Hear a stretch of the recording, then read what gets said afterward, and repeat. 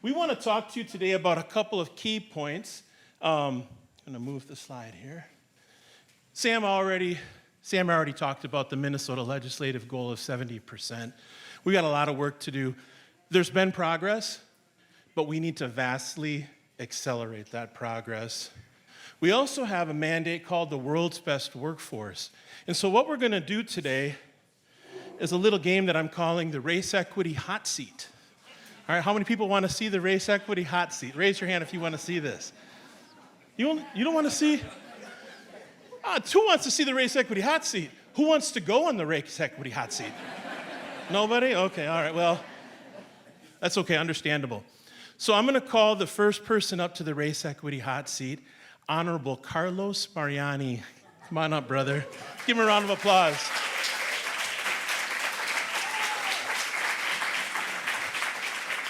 Yep. I don't see this on the agenda. This is on the agenda. This is on the agenda. The hot seat? No. So how many of you, just by a show of hands, are familiar with World's Best Workforce? A few. How many are familiar that Carlos was one of the folks that helped lead that legislation?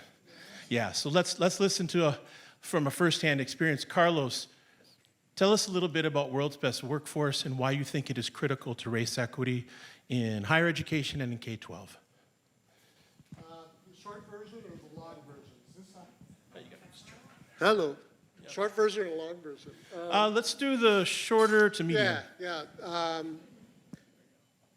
The World's Best Workforce is a mandate to school districts across the state to be able to identify progress through a plan that they develop in their communities toward 5 things.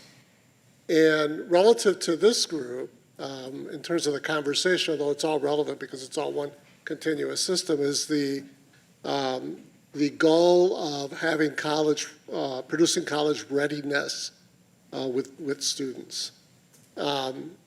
As we, Rev and the Research Collaborative Table, looked at recently the World's Best Workforce outcomes, if you will. There's an annual report based on that measurement, as well as early childhood, 3rd grade reading, high school graduation, and just plain old closing gaps, disparities across a school district. It's not a big secret. The report consistently says not a whole lot of progress that's going on. And for me, the deeper understanding, because I never stop learning, and I think, the panel prior, which is awesome, really hit this point in many different ways, is that I think it was Minerva who talked about how we ourselves get captured by racism, by systemic racism, and we become the perpetuators, even though that was not our intent. And so, when I'm called out as a, co-author of the World's Best Workforce, I have to say, I feel a little embarrassed. Because in many ways, what I've done, along with my colleagues, it was certainly not our intent, was to set up a way for our state to perpetuate racial harm. And the way we did it is that we trusted basically systems to tell us, hey, against these 5 goals, you tell us how you're going to measure them. You even tell us what your timelines are for achieving those things, because you're all good people, right? Minnesota Nice, right? And we're having some really serious conversations. The hearings were deep, and we all mean this stuff, right? And we're going to build this accountability system where we're going to hold back some of your funds to make that happen. And then we get into the implementation of policy. And the implementation of policy, quite frankly, means that no funds have ever been held back in this state, never. Even though there's a small empowered piece of legislation that says our state can do that with school districts. And the other thing is that we don't know whether there's progress going on at all, because many of the standards are so incredibly vague. And so there's much more to talk about relative to this, but For us at MEDP, the world's best workforce analysis allows us an opportunity to have a much deeper conversation about how systemic racism works and how we get captured in that. And also, because even though it's their own timeline and their own measurements, guess what? When they report, you know what the report basically says? We're not achieving our own goals on our own timeline. That's how deep the challenge and the harm is in our state. And for us, we want to be able to lift that up in the very own words of our system in terms of telling us and reflect, my final point, to reflect on the arrogance and the audacity, because obviously there's incredible safety in being able to say, hey, we're just not even accomplishing what we said we're going to accomplish. Think about that for a second. Think about the power of racism that allows and gives that permission to say, yeah, we suck. You know? Yeah, you know? We'll give you another report next week. Thank you, Carlos. Much respect. In Samoa, when we say good or respected, is malo. So let's say malo. Well done, brother. Thank you so much. You are off the hot seat. Next person I'd like to invite to the race equity hot seat is Dr. Rev Hillstrom. Dr. Hillstrom, come on up. Yeah, you're welcome. So there's much that could be said about this report in front of you. If I could have everyone take a look at the report. I want to do just a very brief intro. Again, MEDP has a rich history and tradition of producing State of Students of Color and American Indian reports. This is the day that we are opening to the public the report. If you look on the very inside cover here, I want to read this to you to give you a sense of what MEDP is about. Working together to transform systems. To build a prosperous future for all Minnesotans, we must fundamentally transform the historical systems and structures. You heard Dr. Ferguson talk about that continue to disenfranchise students of color and American Indian students in Minnesota. MEDP, the Minnesota Education Equity Partnership, works alongside communities, educators, educational institutions, and racial equity advocates at every level of systems change to inform, to shape, and to build a better education system that honors the goals and assets of students who are people of color and indigenous, POCI, and ensures each student in Minnesota has the opportunity to thrive. It is about thriving. It is about liberation. And it is about self-determination for people of color and indigenous. So what I'd like you to do is turn to pages 4 and 5 of the report. And I would like my brother Rev, Dr. Hillstrom, to walk us through some new ways to solve problems. You have the floor. Oh, well, first of all, I want to thank the panel and Fergie. Fergie, it was powerful. I can't even begin to tell you what was there. And I want to go off of two things specifically. Ron, you talked about inform for action in your closing statements. And I've known Dennis for a very, very long time. He actually interviewed me once upon a time to be a director of a Boys and Girls Club years and years ago. That's how far back we go. But he was in line when he talked about carrying the report around. I remember running into him in Kentucky in a very politically charged event on a rooftop, I think it was, and he had the mini report in his hand in Kentucky, sharing the information back in 2012. So he's not lying. He's been walking that walk for a long time. And I want to think about what Carlos offered. We've got legislation and what? More problems? Right? And what our other folks were talking about how we are perpetuating racism through our process. Look, either you are doing something that's interrupting it or you're causing it. It's that simple. It's not whether I'm a racist or not. It's where am I a racist? Right? And how am I perpetuating it? That's a fact. But in lieu of all of that, you suggested how much money was coming into higher ed? Did I hear 650, what was it? Oh, $1 million. And we got what? 2.1? How much, Carlos, is coming in? What was the number? Million? Billion! Holy cow! I can't even count that high. Look, I'm going to be polite. If we do more of the same stuff, 2.1 billion more of the same stuff, and 650 million more of the same stuff, we're just going to get a bigger pile of crap. And into your end, Ron, inform for action. We are introducing something to you that many of you are inherently already doing. You've got much of this within your practices. I heard it in your language, but we're giving it a new language, so and we're not branding the old stuff.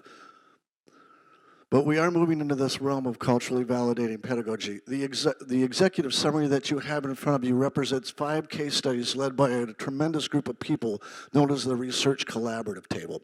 And each one of those 5 studies, do you know what it does? It proves the system's not only broken, but that we as a community can fix it and lead to different results. Carlos could have given you all that nasty data, one after another. And by the way, we've got a 40-page report on that that'll be coming out in the next couple of weeks. So if you want to look at the nasty stuff, you can. But we've actually got ways to fix it. Solutions-based approach.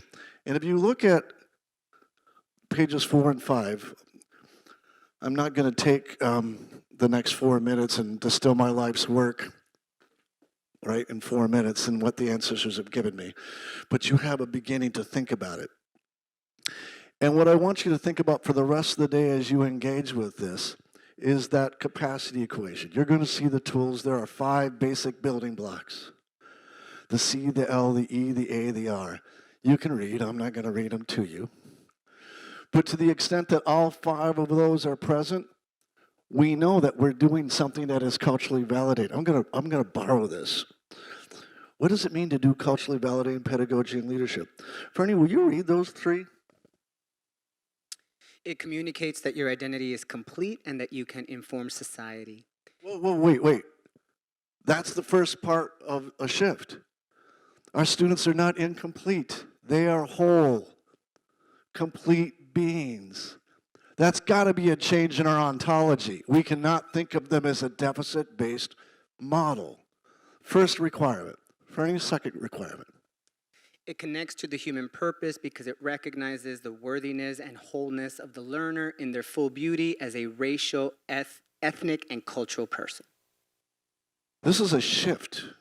It's no longer about us having the answers. What if all knowledge, please listen to this, what if all knowledge that is, has been, and ever will be, has and will continue to always exist? As an Indigenous person in this conversation, that's a truth. And I remember going to the sweat lodge with Mitch after I got my doctorate. And it was an elders lodge, and I sat with 10 elders, and we went in the lodge, and he just told them that I got my doctorate. And the 10 elders at that lodge asked me, what did you do? How much did you spend? I got $200,000 in student loans. When they all heard I dropped 200 grand, I'm like, damn, dude, if you would just hooked us up each with 20 grand, do you know how much further our entire community would have been ahead? And they were they were accurate. It's not probably.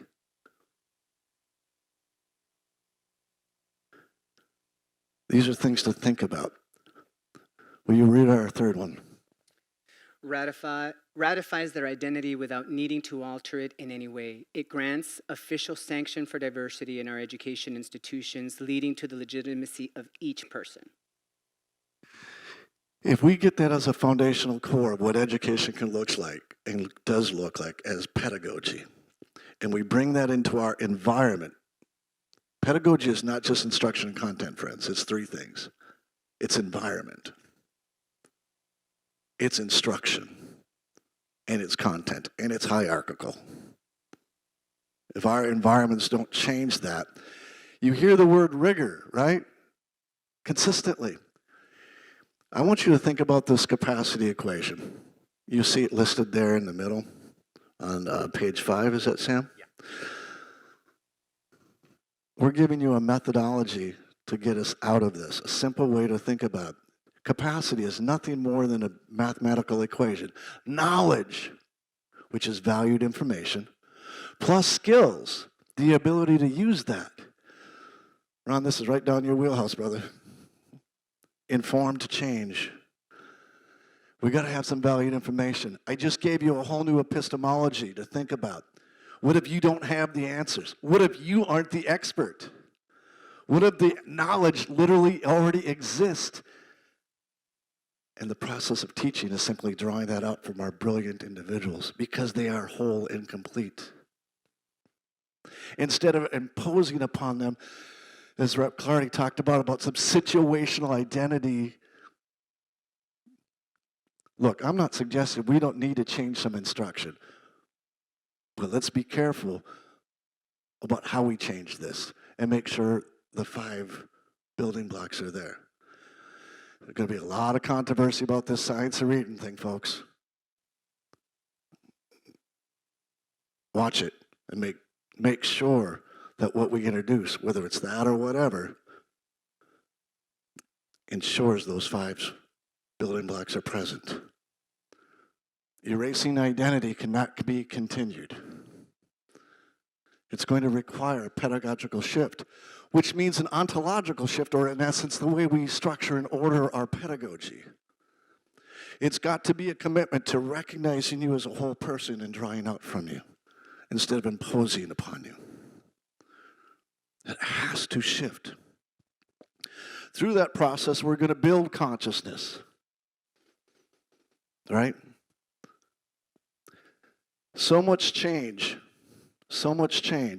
has been based upon one leader, and this is Western Leadership 101.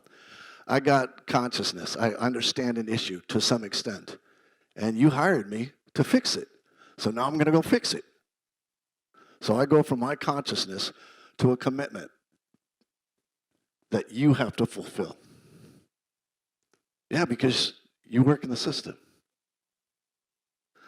May or may not even have consciousness about it. May or may not even align with your conviction. And so your commitments are fraught with problems. Look, as an indigenous person, right, I know this isn't probably really popular, but I don't care if you're left wing or right wing. You're both part of the same bird, and you've been screwing my people over for a long time. All right? We need to fly different. We need a different bird. And we, the people, need to take it back. But we can't just use somebody's consciousness, because this happens all the time. What happens when one president gets elected? They undo, by executive orders, as fast as they can, everything they hated about the other one. That's not sustainable change. It's change, but it's not sustainable. We have to build this consciousness around culturally validating pedagogy, because I can look in your eyes and already tell it aligns with your convictions. Once we build a consciousness, we align with your conviction. We will be able to make commitments, not based upon myself as a leader, but us as a community. Those commitments will sustain. They'll stand in the face when we're asked, how much are we going to give up? Because they are aligned with our conviction. You're not doing something because a leader told you. You'll see these tools down the bottom as a clear solutions framework. And it really is a combination of all these tools. As you read these case studies, you're going to see how they literally lead and guide a consistent, pragmatic approach that produces results. Period. No apologies. They produce results in 5 radically different areas. Here's what I want to say. We cannot continue with $2.1 billion led by the same people's consciousness, forcing us into commitments. We must interrupt that. And we can't do it with 650 million. This is our opportunity. When they talked about systems changing in a day, I walked into work. I was a director of educational equity for Ross area schools. I walked into work. The next day, they had a whole curriculum ready to roll out online. Like, what? Huh? Based upon one word.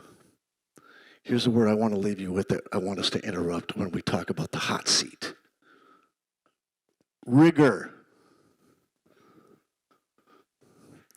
If you know anything about the English language, you know Webster's kind of a nasty dude. But he was commissioned to make Americana language. Here's what the word rigor translates, or is a definition for. 1A, harsh, inflexibility in opinion, temper or judgment, severity. 2, the quality of being unyielding or inflexible. Severity of life, an act or an instance of strictest severity and cruelty.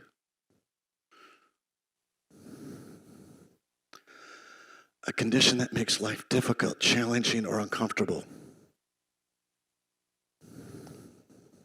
Rigidity, stiffness. Rigor is the root word of rigor mortis. We do not need to save public education. We need to rebirth it. And we can do this. And MNEEP offers you a language and a process that we can collectively do it in, and we're not going to just put a report out. Nan, can you stand for a minute? I'm not going to put you on the hot seat, but you need to see who Nan Ureko is.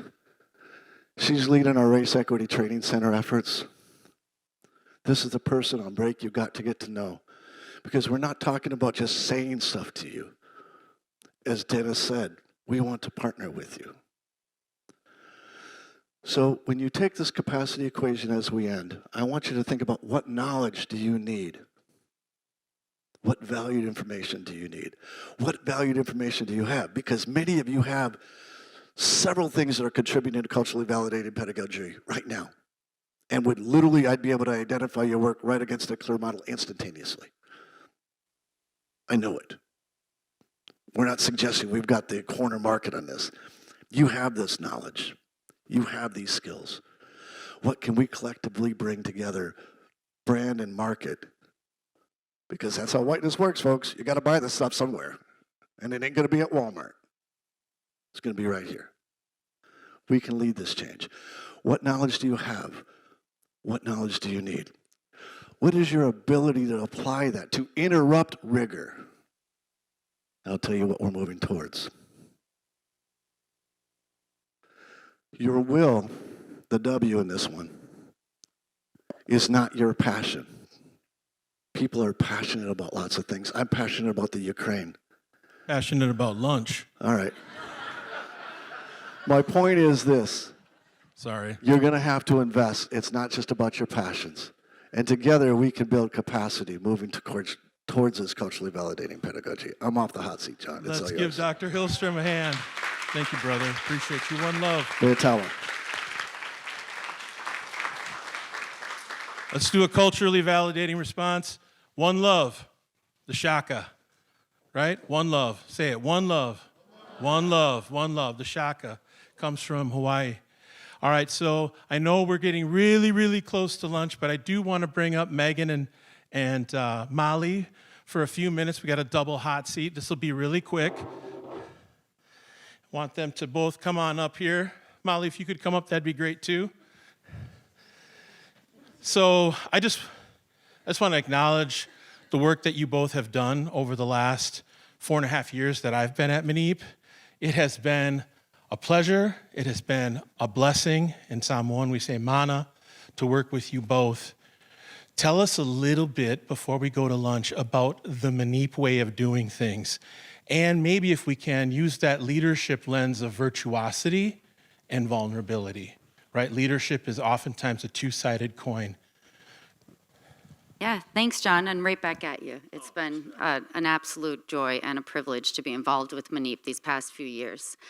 I think when I joined the Research Collaborative Table and the CREAC, I think one of the most interesting things to me, and we heard this on the panel, and Rev just talked about this as well, is, you know, there's a lot of, there's a strict idea of what knowledge or skill can be valued, right? So I am a researcher, I'm a data nerd, I like to dig into numbers, but, you know, coming up through college and graduate school, you get this idea of what credential allows you to be in that room, right? Like what sort of skills, technical skills did you gain along the way? What gives you the right to speak up and have the opinion or the expertise? And so being part of the Research Collaborative Table, what was so fantastic, and John led it a while ago and now Rev leads it, is it's a completely different process for doing research.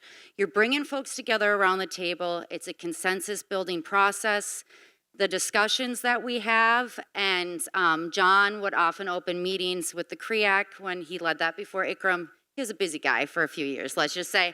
And he would say, expect and accept some discomfort, right? Change doesn't happen without discomfort. Change doesn't happen without, for me, looking inside and evaluating, well, why am I uncomfortable right now? Why does this make me feel weird? What are the thoughts in the back of my head that I have to sort of work through and dismantle, right? It's what I see as expertise. How do we lift up the lived expertise of folks? How do we see that qualitative and quantitative research are equal, right? You know, sometimes there's that hierarchy of first the hard numbers and then we'll get the stories, right? So for me, I think it's just a whole different process of listening and working and collaborating, and always continuously making sure that I'm doing that.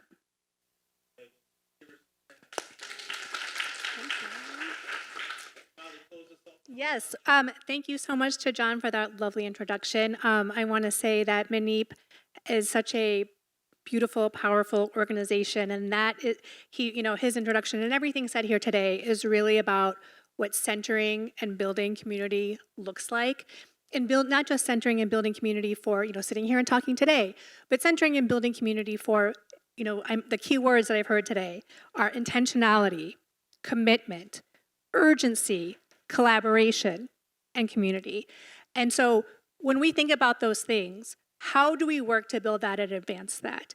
And working with MANEP and CREAC, we have built a race equity and higher ed toolkit, which centers that and that intentionality, that commitment, and the desire, not just the desire, but the commitment and the intentionality to build systems change, to undo racism within ourselves, our institutions, and our communities, and to take action together now as a community to advance meaningful, sustainable systems change. And the toolkit is an iterative, always changing tool that is informed by everyone here today. It's informed by meaningful collaborations. It's informed, obviously, first and foremost, by students of color and Indigenous student voices. And it is a tool for what we need to do with urgency right now. And I will just say, before we go to lunch, I want you to think about these things. We must advance financial aid reform. It's critical. Number 2, we must redesign holistic student supports to meet students where they are today. That includes, we've heard about basic needs, right? We're not even meeting students' basic needs. We need to redesign systems to meet students where they are. Number 3, we need to build culturally validating and anti-racist practices with our entire systems, not just through curriculum, but the entire system itself and through the environment. And number 4, these are our 4 goals we're working towards right now. We must advance developmental-led reform. Developmental-led has been consistently and systemically and intentionally a racist practice to deny students of color and Indigenous students access to higher ed. We must change that system. So again, today, as you are going out to lunch, as we're building beautiful community today, I want you also to think about the way that we can also collaborate and share to build action and intentionality for meaningful systems change. So thank all of you for being here, and thank you to amazing folks at MNEEP for the fantastic work you all do. In Samoan, fafetai. Fafetai means thank you. Fafetai Mali, fafetai. Thank you, fafetai. Thank you so much. So let's move to lunch. Thank you. Thank you, folks. We're off the race equity. Oh, Ikram wants to go in the race equity high seat? No. She does not. Okay, all right. So before we go to lunch, I just want to do one quick thing. That's been a lot of information this morning. I want you to write down just a quick little piece in response to this question. How has your consciousness shifted so far this morning? How has your consciousness shifted so far this morning? Once you have finished writing that down, you're free to go to lunch.